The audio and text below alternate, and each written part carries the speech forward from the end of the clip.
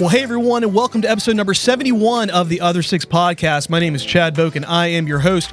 Joining me once again in the studio, my co-host, our worship pastor, author of the blog post entitled, "To Whoever Stole My Antidepressants, I Hope You're Happy Now." Ladies and gentlemen, Mr. Matt Collins. Matt, how are you today, sir? I'm happy, man. It's good to see you, man. Also joining us in the studio yet again, our lead pastor, Adam Bishop. Adam, how are you today, sir? We need to spend some time unpacking that, Matt. We can. It's okay. It's a safe place. No, it was just a joke. It was just a joke. Yeah. Yeah. I'm good. Yeah. Glad to be here with you guys. Yeah. I'm not giving him Excited the to hear your opening. Is it a joke? Is it a riddle? No, it's not a riddle. It's not. It's Hyperbole? It's unasked for, is what it is. Onomatopoeia? Yeah. It's a pun. Do you know A what pun of some- onomatopoeia is? Is that a word? Just thinking of all the words from I don't English. know. Yeah. I think onomatopoeia is like buzz. Yeah. Like it's a yeah, word yeah, that It sounds like what it is. Describing a sound. Yeah, Yeah. it's popped in my head. So I'm good. Grammar lessons with Pastor Adam. Yeah. I like New that. section. That's I don't know really good. whatever you do. I don't know what it's called, but I remember what that is. It's not good. I know that. But, at Puns this point, with Chad. puns. Yeah. That's Puns the word. with Chad. at this point, I feel like we're just too far into it. Like, I can't You stop. can't stop now. Yeah. So we have to Totally keep agree. going. But, it is what it is.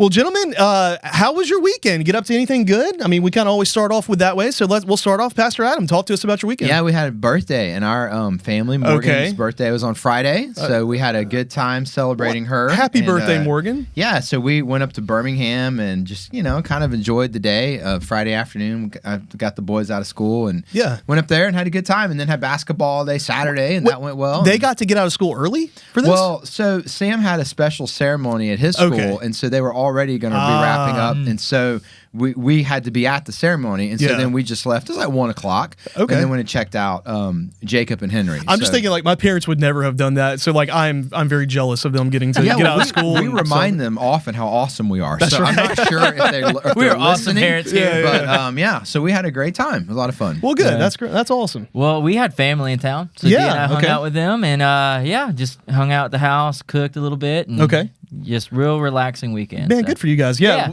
kind of similar for us. So I realized this week that my daughter, Lena, she's 13 now, that she has not seen some of the new kind of classic movies that we all took for granted growing up watching, like TBS and TNT on like Saturday mornings. Okay. So we've been going through some of these different movies, and this weekend it was finally time for Indiana Jones. And so we watched a few of the Indiana Jones. What order did you go in, by the We way? did. It was Raiders, Last Crusade, and then Temple of Doom, which we fast forwarded through that one with the heart. Anyway, but she loved it. She loved it, man. She thought it was great. So we Back to the Future is on the spoke coming up at some point. All but right. kind of we've already done Star Wars, Lord of the Rings, all those kinds of things, and it's good. It's good times. Y'all hit the good ones. Yeah, man. We're trying to do that. Those are great movies. Yeah. They're so good. And I'm really partial, I think, to Last Crusade because I saw it in a movie theater. Okay. And I remember thinking how cool it was. That's the great. other ones came out, before my parents were going to take me to the movie theater. Right. So I remember distinctly seeing that in the movie theater. Okay. And it was awesome. And I didn't know that it was Sean Connery. I just it's Indiana Jones's Right, dad. right, I thought he was really funny. Yeah. And so I'm talking about Indiana Jones's dad, and my dad's like, well, he'll always be James Bond to me. Right. Like, who's James Bond? And my mom's like, we're not watching those yet. We don't watch. We're not ready for them yet. It's a very eye-opening experience in my young life. But anyway, I digress. Yeah. So I love those movies. Yeah. They're fantastic. But they have a fifth one coming out now. Coming out, I think, in June or something along those lines. It might be time to hang it up. He's Hang it up, 80 man. years old. Harrison Ford is 80 he years old. really? Yeah.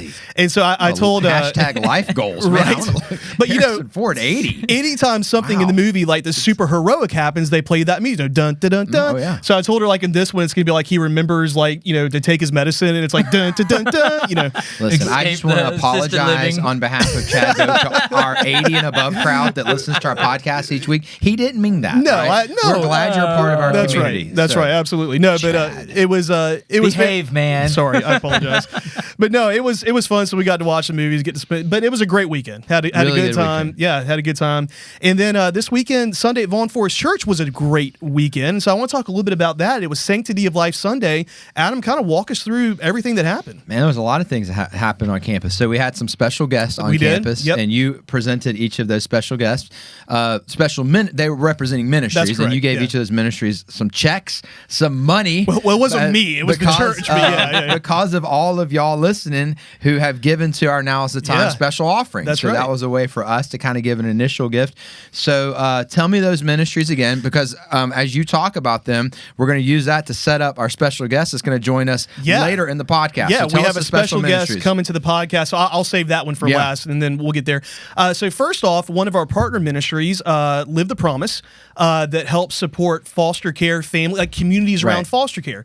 So, different families, they foster, they bring kids in, and these folks kind of come around them because, and we had a lot of people express interest in joining. Which is insane. The amount of work that goes into fostering is just, it's incredible. So they cook them meals, do all that kind of stuff. So that was one, and then we also had the Alabama Baptist Children's Home that was here with us on campus, and they help do foster care as well, but they do the care communities, but they actually tend to work more with counseling with foster families, helping train folks to foster care, actually connecting children with foster families. Jonathan, our sound guy Jonathan, and I went up there to film that video with them at their main campus in Birmingham. And while we were there were literally people just coming in all the time to come and sit down with these social workers to learn how to do foster care. And they're the folks who are going to be helping us provide the training, the tips training here on the campus of On Forest, which if you want to become foster parents in the state of Alabama, you've got to go through that training. That's right. So great to have them on campus, and it'll be great to continue to have them on campus for these trainings down the road. So that was good to have them here. Yeah, and in addition, they don't just like, hey, here's your foster care, go. They provide counseling and kinds of things past. So then we also had Life on Wheels, that is a local ministry, but has actually expanded around the state, and they are kind of a mobile ultrasound clinic started by our friend Dr. Matt Phillips, and they go around and set up all over the place where they do ultrasounds and provide the ability for these women who may be in crisis pregnancy to come and see the ultrasounds and get follow up. And their prayer is that oftentimes these women who are considering abortion will make that connection when they see that ultrasound and choose life instead. And they said they have seen incredible results with this. And so been very grateful for them. And then finally, First Choice here in Montgomery, who is a crisis pregnancy center. So I was asking them to kind of describe their ministries, and Dr. Matt and the individual from First Choice said, her name was Lynn, who was here. He said, well, we're kind of the ambulance, they're the hospital. So they're the ones, they do a lot of follow-up. Yeah, they have, you can go there and look through their baby pantry and get all kinds of supplies and everything. They work with fathers as well, which I thought was really so important. Yeah, and so today, one of their folks, Bethany, is going to be joining us here on the podcast in a little bit, and we're going to kind of talk about her experience, ever since Roe v. Wade overturned the Dobbs decision, and kind of what she sees kind of coming down the pipeline. Because when Matt and I went and interviewed her for the video, man, she had so much good stuff to say. Good. Sharp. So if you're listening, don't tune out early today. That's right. You want to make sure you stay with us to the end to get to hear from Bethany. Yeah, that's awesome. That's right. So that was yesterday morning. It was great to see them all out in the lobby. Folks got to go out and learn more about the ministries. We had a lot of our folks sign up to get involved with those things. And so just really grateful that Vaughn Forest, really the people here support life in such a way. And then I want to talk a little bit about what happened last evening because, back up. Right after the second service, we had our first training for our VF Buddies ministry, our special needs ministry, and you came in and saw. We were hoping for a few folks. There was more than a few. Yeah, it's great. The room was full, and Morgan and I were talking about it last night. It was great about. I may get the percentage wrong. Half to 2/3 of the people at the training are already involved in this in some way in the community or through their profession. That's right. Wow. And what I told them yesterday is, when God lays something on your heart, if you wait till you have all the answers figured out, you'll never move forward. And so we moved forward not having a clue who was actually going to be serving in this, making it happen. We certainly know the three of us aren't qualified. And so, but God is always faithful to provide his people. That's right. So as I looked around that room yesterday, it was one more reminder of God's faithfulness. And so those individuals making themselves available, they're going to be running that ministry area, serving, and really, really grateful. And think about where we were, 6 months ago to where we are now, that we're really about to launch this. Yeah. And we know who's launching it. That's right. And we know who's and they know what they're doing. Yeah. It's awesome to see. Yeah. So if you were at that training yesterday, thank you. And then we were back up here last night. That's right. With all of our next generation ministry volunteers. That's right. Everybody from babies, preschoolers, elementary, middle school, high school. Yep. It was a room full of people. Yes, it was. And it was awesome. Yeah. We got to eat Chipotle.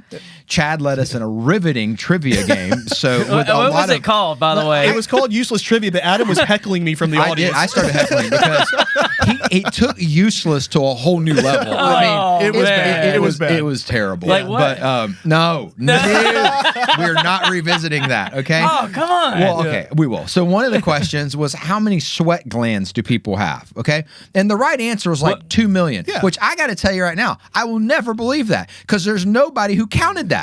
Like, there's no one who was like 985,427. It's like, come on. Like, I don't think that's how science works. Well, no, but, I don't. Where did you get these? Don't by even way? get me started on science. These last 3 years, we could do a whole podcast on science. So anyway, I read a headline this morning that said you came from a star, and the subtitle was the miracle of evolution, and I was just like, what? That's Who science. published that? It's CNN. So anyway, wow. I spent half my morning reading CNN, half my morning reading Fox News. I try to just get it from both ends of the spectrum. That's right. I leave frustrated both times. So anyway, we're wanting more. So we're talking about sweat glands. We got a lot to talk about today. All right. So the training was awesome. The important part, yes. Aldridge it sounds good. Aldridge did fantastic. New student pastor. Got a lot of folks serving that area. Morgan, shout out to Morgan. I mean, not only is she my wife, she's also an amazing kids minister. That's right. Did a fantastic job, and we've got so many amazing people serving the next generation in our church, and we're just so blessed. And it was fun. It was fun to be with all those folks at one time, and I think they all left encouraged. I think they left equipped. Yeah. And man, we're just going to keep reaching teenagers and discipling the teenagers we have and the kiddos we have and discipling them and. Baptized a couple of those kids yesterday who recently attended a kid faith class with parents. And so we're just seeing a lot of great things happen at the ministry area. And in many ways, those volunteers are what make all that happen. So super grateful for them. It was a lot of fun. So had a great time with that. Really looking forward to all that God's going to do. We have all of our stuff coming up. Launch our new 4th and 5th grade rooms. Launching VF Buddies. Man, this is an exciting time. Busy times, man. It's exciting. It's so good to see what God's doing. So let's go. Let's go. What else we need to do? That's right. So like we said, Bethany from First Choice is going to be joining us a little bit later on today. But before she arrives, I want to talk to you a little bit about the message from yesterday. Fantastic message. Talked more about our for such a time as this moment with Roe v. Wade being overturned. You keep using that phrase, "our for such a time as this moment." So can you unpack that phrase for us a little bit more? Yeah, I mean the phrase comes from Scripture, and so we see that being used. I tend to think of it in terms of the story of Ruth, but that's really not where it comes from. It actually comes from the book of Esther, where she uses that phrase to help Mordecai see, hey, look what God's doing. Right. Perhaps he's raised you up for such a time as this. So I think recognizing for such a time as this moments historically, it's easy to do when you look backwards. Mm-hmm. I think sometimes it's helpful to recognize them when you're walking through them. Right. And what happened last year was significant. And it happened in our lifetime. God's moving, God's answering prayers. This has become, for such a time as this moment, how are God's people going to respond? What are we going to do? How are we going to move into this new season now that this legislation changed? And so I just feel like sometimes in your life, God throws things your way and asks, what are you going to do? So that's the best phrase I can come up with to help mobilize God's people to answer this call. Yeah. Well, and I love what you said about how there are generations and our saints who are in heaven now who have prayed for this and how this is our time. This is our time to stand up and do something about it. I thought that was so And they good. would all smack us in the back of the head if we weren't doing something, right? Because they were like, this is what we were praying for. Yeah, and it happened. So let's go. What do we need to do? Yeah. Well, your first point yesterday was about what we believe. That life has value no matter at what stage of development. And so, and since life begins at inception, that aborting life at any stage is murder. So why do we believe biblically that abortion is murder? So the Bible distinguishes between killing and murdering. Right.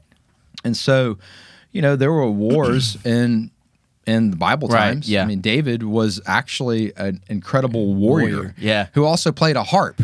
Right. So he kind of blows all of the stereotypical, masculine stereotypes away. I like that about David. But David killed, lots of people.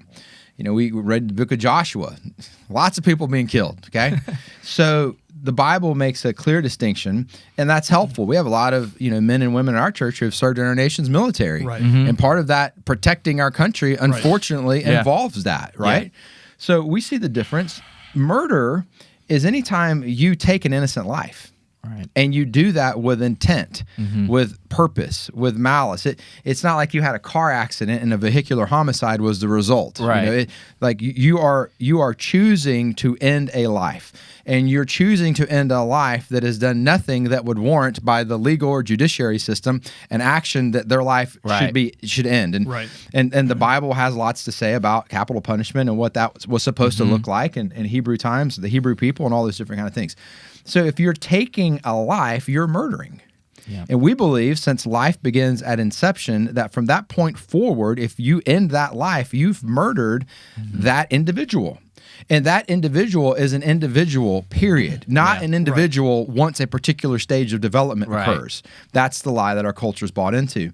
And so if you end a life, then it's murder. And we believe that God's word has that to say about life at any stage that it's in, whether it's in the womb or whether it's outside the womb. Right. And so therefore, if you end that life, it's murder. So one of the things you said was that we are at a crossroad where the church can really be the church.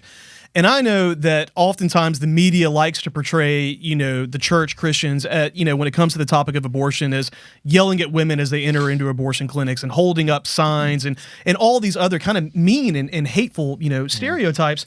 So my question is, what did you mean by saying that the church can really be the church, that we're at that crossroads?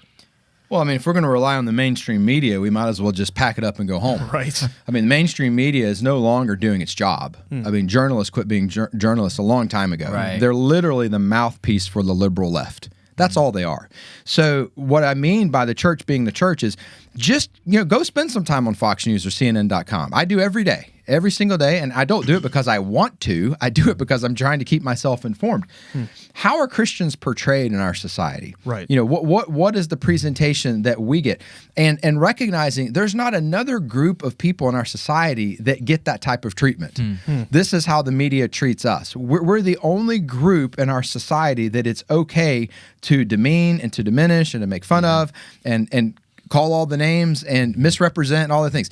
That if we take what happened to us in mainstream media and applied that to any other group, can you imagine the outcry, the outrage that would happen? Yeah. So since that is what's happening, and I mean, our president, like his tweets over the weekend about what he's doing and how he's committing himself and how he will not stop until we're able to get, the constitutional right to abortion legal again, which is garbage, because to use the Constitution is, and so you see that, okay? Now, the president before him did a lot of rude things on Twitter and mean tweets, Chad. Right. And so he would send a mean tweet and the media would literally melt down. Right. Yeah. Melt down to the extent that they removed him from a platform where you can express yourself through freedom of speech. We'll just leave that one alone, okay?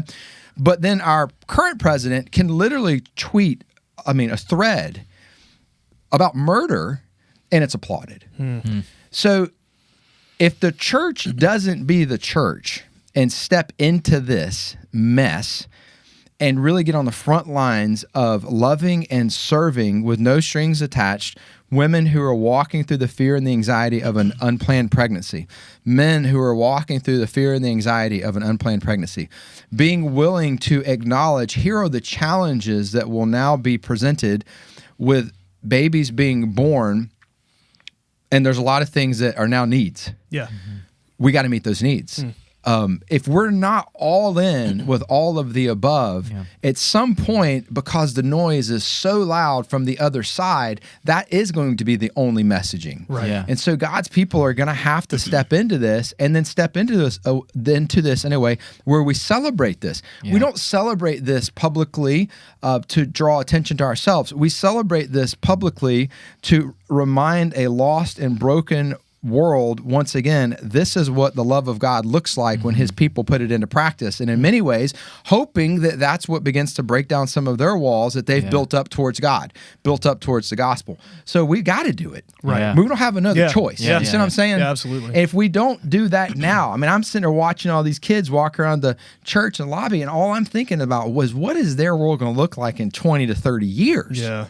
The trajectory that our nation is on. So if we don't do this now, you see what I'm saying? I just don't even think I don't see another option. Yeah. Right. We This is have the to. opportunity. Yeah. We have to. Yeah, this is it. If we don't, like, what are we doing? Yeah. Right. We're certainly not being the people of God. So Right. this is what we have to do. Well, okay, so what are some of the ways that we and our partner ministries are supporting the cause of life? And how do our folks get involved with that? Well, we know that we're not smart enough to figure everything out. Right. We know. I mean, Bethany's going to be on here with us in a little while.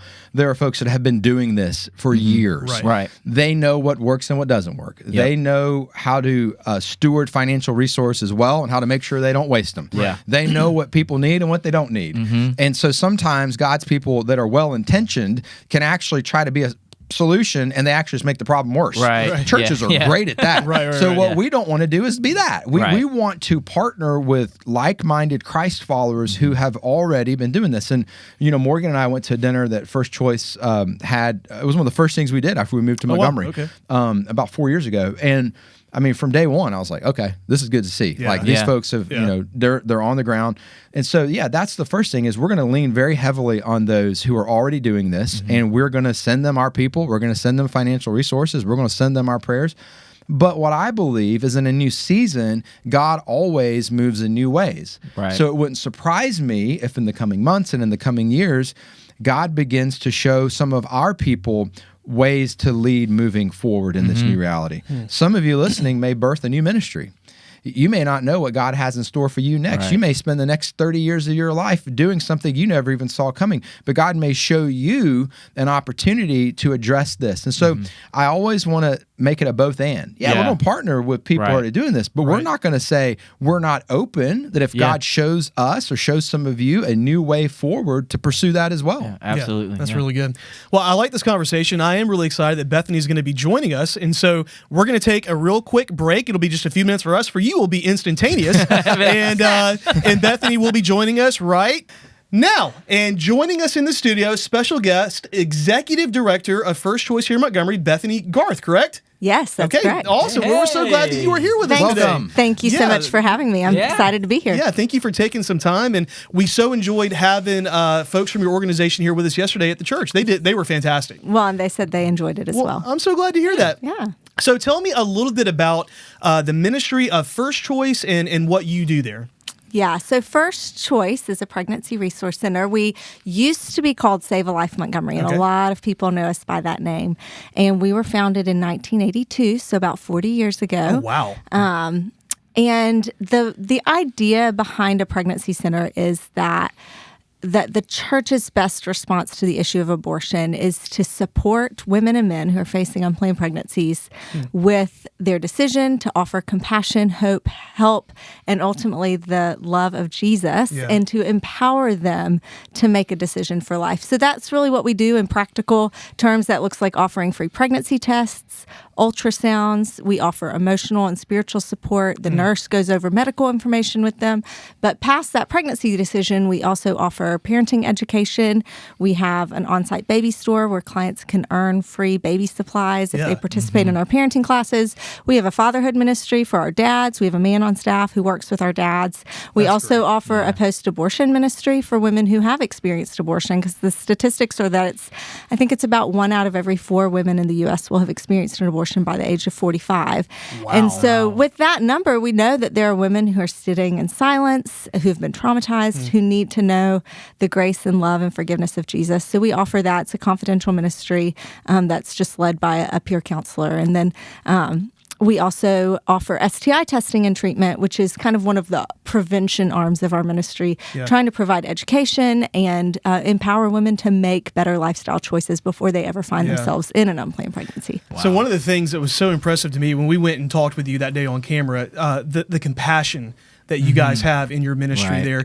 And I remember, you talking about how important it was showing these women compassion because they are going to go to a place where they receive that. And so one of the things that just stuck out to me so much about what you guys do is how much you guys love these women and then these fathers as well that are walking through these crisis pregnancies. That's right. Yeah. Our clients, they don't need a voice of judgment. They don't need a voice of guilt or shame. And we really believe that if Jesus was here today and if he was a part of the pro-life movement, that what he would be doing would be walking alongside women and men who are in these situations. That's so good. That's so cool. So I want to talk a little bit about some of the major differences that you've seen since the overturn of Roe v. Wade. Yeah. Great. What do you want to unpack that a little bit? Yeah. So we talked about a little bit about how the battles move. Yeah. So I'll say, first of all, a lot of believers don't really even understand what did it mean that Roe was overturned. Yeah. Okay, Right. so let me just unpack there. that for just a quick second. And the overturn of Roe didn't make abortion illegal across the country. What it Right. did was it took the issue back to each state to determine on a local level what their own legislation on the issue of Right. abortion would be. And in Alabama, we praise God that on June 24th, the day of the Dobbs decision, that day our Human Life Protection Act went into effect and abortion became illegal in Alabama, and all 5 of our abortion clinics here in our state closed and have not done an abortion since that time. Wow. So we celebrate that. Here in Montgomery, on South Perry Street, we had the longest operational abortion clinic in the state, and it's closed now. Doors are closed. So we praise God for that, but we have not seen that, I think the misconception is that now maybe abortion is less accessible. And that's just not true, unfortunately. We wish that was true. But for women in Alabama, it's just not the case. So what we're seeing are 2 primary trends develop. The first is that women are looking to travel out of state for an abortion. So in Alabama, abortion is illegal. In Mississippi, abortion is completely illegal as well, and the same in Tennessee. But in Georgia, you can get an abortion up until about 6 weeks, 5 days of pregnancy. And then in Florida, you can get an abortion up to 15 weeks and 6 days. Now, Georgia technically it's a heartbeat law. So abortion is illegal after there's a fetal heartbeat present, but they're typically we've seen that they're kind of just loosely going up to about 6 weeks. Okay. And so we've seen a lot of our clients who are considering abortion or who are even determined to have an abortion. Maybe they already have an appointment scheduled in Atlanta. Or some of them are planning to go to Tallahassee. If you think about it, those places are 2 to 3 hours away, and that's a day trip. Yeah. It's just really not that hard or that far. So that's one of the primary trends that we've seen. The second thing is the accessibility of the abortion pill via telehealth. And so even before Dobbs was decided, in fact, in the same month that Dobbs was being argued before the Supreme Court, and there was all this energy behind the pro-life movement, kind of back in the behind the scenes, the Department of Health and Human Services, through the FDA, changed the regulations on abortion medication so that it would be available via telehealth permanently. Now, that was an adjustment that was made during the pandemic so that people could get it via telehealth during COVID. But after December of 2021, that has been a permanent change in the classification of that drug. So now it's available via telehealth. And what we've seen, and you might have even heard in the news in the past 2 weeks, retail pharmacies are getting the ability to sell these drugs. So if you can get a telehealth appointment from somewhere out of state, still in Alabama, CVS and Walgreens aren't going to be carrying the abortion pill, but it's just becoming more and more accessible. Whereas before the Dobbs decision and before COVID, you had to go to an abortion clinic to get that medication. And now it's going to be available at pharmacies, and it's available via telehealth. And that, the telehealth piece is kind of scary because, and I know I've shared this with you guys, but, just as an experiment, I went online and ordered myself an abortion pill, and I didn't even lie. I didn't even lie and say that I was pregnant. I ordered it under something called advanced provision that I could get pregnant. So I wanted to have it just in case, and I ordered it from a provider in California. And it's just not that hard, not to mention, and that was a legal way I did it. There's all kinds of black market drugs being moved, just passing hands that aren't being documented. So the accessibility, unfortunately, to this medication is increasing. Wow. And I think that there's risks that come with that, but the reality is abortion is not going away. Right. And in fact, I keep saying, I think the other side, those who are on the pro-abortion side, were ready for this moment, and they had been kind of gearing up behind the scenes, getting things ready so that abortion would be accessible if Roe was overturned. So if y'all had an opportunity to prepare for it, so did they. Absolutely. Yeah, they were not caught off guard. Wow. So let me ask you this, and you guys have been on the front lines of this fight for a while now. So what do the front lines look like now? So the landscape has changed. So what is it that you guys are doing? What are some things that folks can do to get involved in this fight? Well, it's funny. We're both changing and we're not. Okay. Well, one thing I keep saying is our mission hasn't changed. Right. Obviously, our mission and our vision, which our vision is to reach abortion vulnerable members of our community in the name of Christ to make life their first choice. Well, abortion vulnerable members of our community are still there. So our mission and vision and even our implementation of services, those haven't changed, but there's just the dynamics around the whole thing have changed. So the nature of the phone calls that we get on a daily basis has definitely changed. Interesting. So we still get people calling. First of all, people don't know what the law is at all. Yeah. So we get phone calls for abortions literally every day. And we have people call and they're like, I'm looking for an abortion. Or do you guys do abortions now? Or they're just not really clear. So, Sure. Yeah. And we're at First Choice, we're very strategic. We're investing a lot of our resources into marketing that helps our website and helps our presence on Google show up when people look for abortions, right? So we're using keywords, we're using SEO. We're investing in that market because we know if a woman is looking for an abortion, she's going to go online. Go online right. and look for where she can get it. So the good thing is that we're showing up in that search. But the nature of those calls has changed a little bit since Dobbs. And almost to our advantage, what we're able to say now is, abortion is illegal in Alabama. Right. So, but here's what you need to do before you consider traveling to get an abortion. And so we tell them, you need to be seen by a medical professional. You need to come in. You need to get an ultrasound. You need to know exactly how far along you are. You need to know what your dates are. Right. You need to know that you're not about to have a natural miscarriage. There's things that you need to know. We're calling it our Know Before You Go campaign. So we're reaching them. They're calling us, and we're able to say, look, of course, we're not going to do your abortion. Right.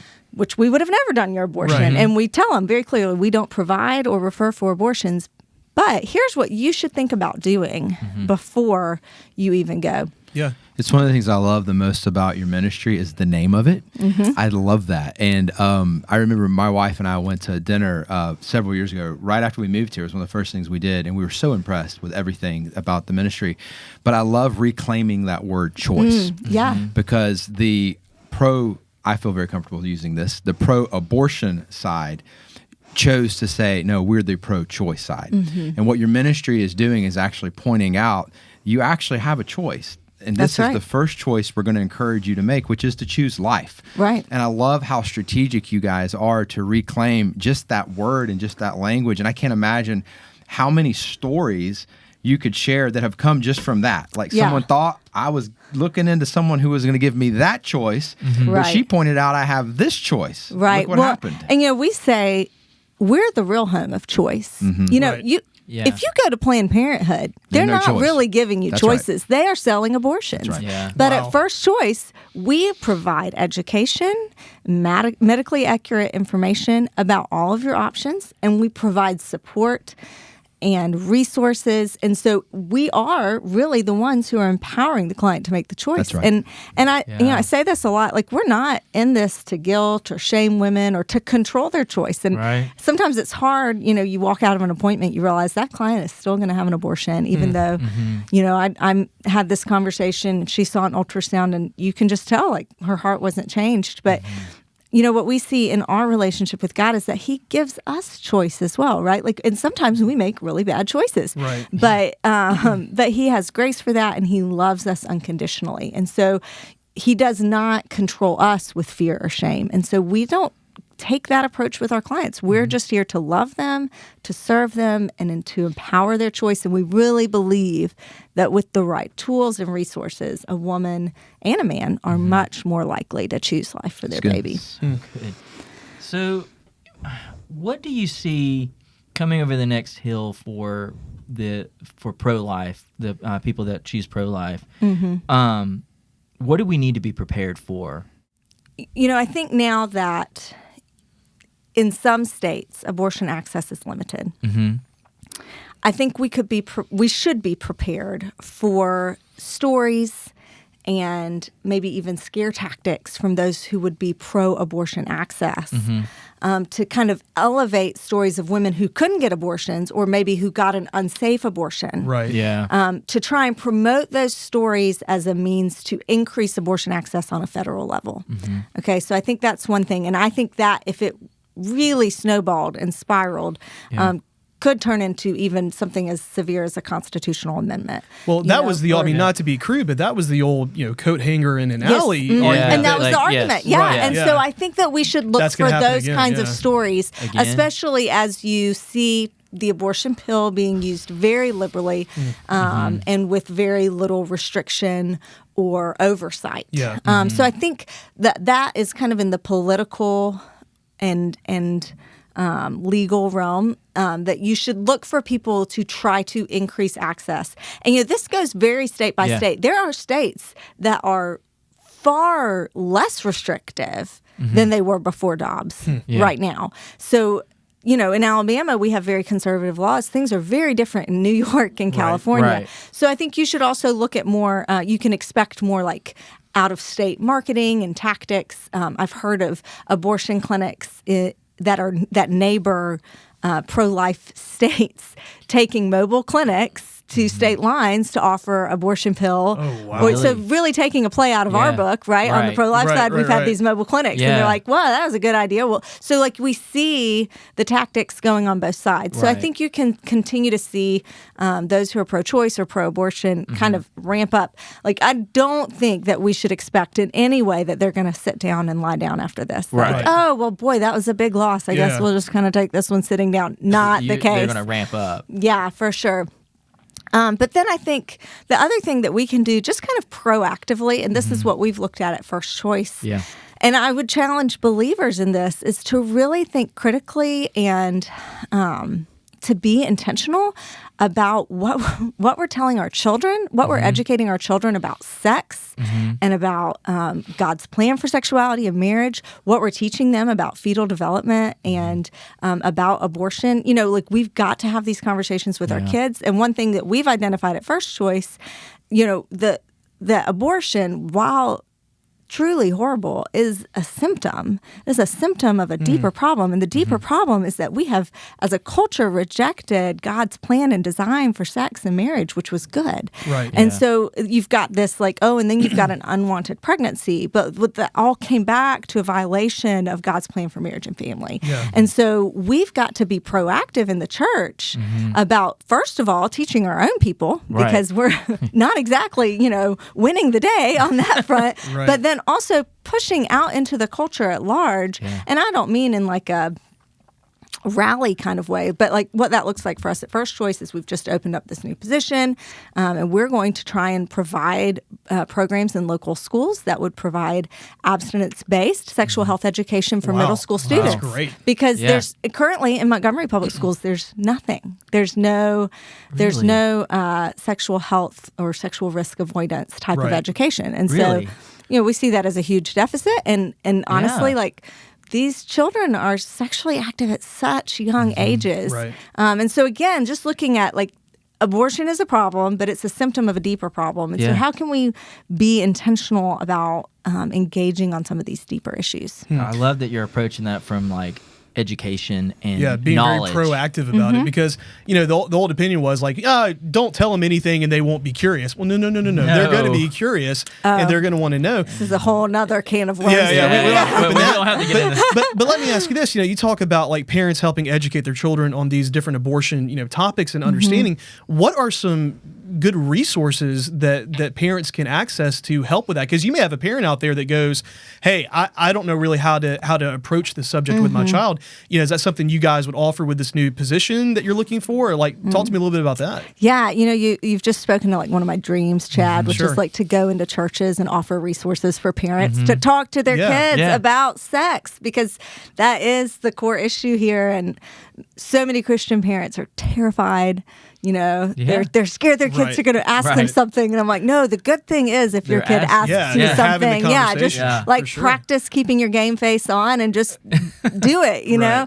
I want to go give parents pep talks. My children are still pretty young, so I'm still on the front end of navigating these waters. So I don't have a lot of offhand resources. I will say for parents of teens and young adults, and even preteens, there's an organization called access.org, and they have a lot of resources like booklets and conversations and podcasts and things that help talk about cultural issues. It's not just about issues of sex, although that is one of the big topics, as you can imagine, but how to navigate a lot of the cultural issues that your teens or young people are dealing with, and how to have ongoing conversations. And I think part of it goes back to that ongoing conversation, and not think about, I've got to have this one talk with my child, and so I'm going to prevent, different things by having this Once talk I have at an this early one conversation, it's over. Then we're done. I'll check that box off and breathe a sigh of relief. But to intentionally engage in an ongoing conversation and to view all of that through a lens of discipleship, right? Wow, because it's really all about, it's a part of discipling our children. We should disciple them with a biblical worldview about sex and marriage and abortion. That's so good. So let me ask you this. What are some of the best ways for folks to support your ministry and others like it, but specifically First Choice? Yeah, well, for starters, not to beat around the bush or anything, but we always need financial support. Sure. So, it costs money to keep our ministry up and going. And I always say our monthly supporters are the bread and butter. That's what keeps our lights on and our staff paid. And so that is always a big one. A lot of people don't have the availability to come in and volunteer or to be a part hands-on, but everybody can do a little bit of something. Yeah. So if someone wanted to become a monthly supporter or even give a one-time gift, where would they go to do that? Yeah, we have a website, supportfirstchoice.org. We'll put that up on the screen right now as well for those of you who are watching. Supportfirstchoice.org, and there's a donate button on there. We always need prayer, and I'll just go ahead and share. Every year at the beginning of the year, we have kind of a conversation between our staff and board, and we talk about what are we going to pray for this year? What are we going to agree on in prayer, and then invite other people to pray with us for our ministry. So just to kind of give you a quick recap of those for this year, if you want to pray with us in 2023, number one, we're praying for our staff and our board and our volunteers, just that the people at the core of the ministry, that us and our families would be protected and well. And sometimes I'm always a little scared to hire people because I'm like, I'm sorry, once you start working at First Choice, your life might fall apart. I'm so sorry. Because it just seems like there's always something, but we know that the enemy spiritual attack is real. Yeah, for sure. So we're inviting people to pray for that. The second thing is we're praying for this expansion that we're going to make into local schools. So praying for God to raise up the right person to be our school program director, and then that we would be effective and that God would give us favor as we go into these schools, that we would be able to impact the lives of a lot of young people, and not just intellectually, but that the Spirit would move. Even though we're not going in as we can't go in with a faith-based curriculum, but just believing that we sow in God's truth, that it will reap benefits. So let me ask you this: someone may be listening right now, and they're God's moving on their heart. That individual may be listening right now. Right. How would folks get in touch with you if they're interested? Yeah, in they can just email me, Bethany at firstchoicewmc.com, and Perfect. I'm sure y'all can put that up on the screen. We absolutely can. Yeah, for sure. And then the third thing that we're praying for is that we would be, that our conversations would be effective. And so very specifically, I'll say, for the past 15 years, since 2008, we went medical, and that was when our center began offering ultrasounds. And that's really the whole pregnancy center movement. We're part of a larger movement. There's 1,100 pregnancy centers like us across the country. And the whole shift was really to offer medical services, to offer the ultrasound, because the statistics show that when a woman can see her unborn baby, when she sees that heartbeat, she's much more likely to choose life. And so for years, really, our goal was to get them in the door, and we would even provide the counseling piece, but really the focus became get them to an ultrasound. Right. We want people to see their baby, and that is so compelling. But what we're having to make a necessary shift is that our ultrasounds are getting earlier and earlier.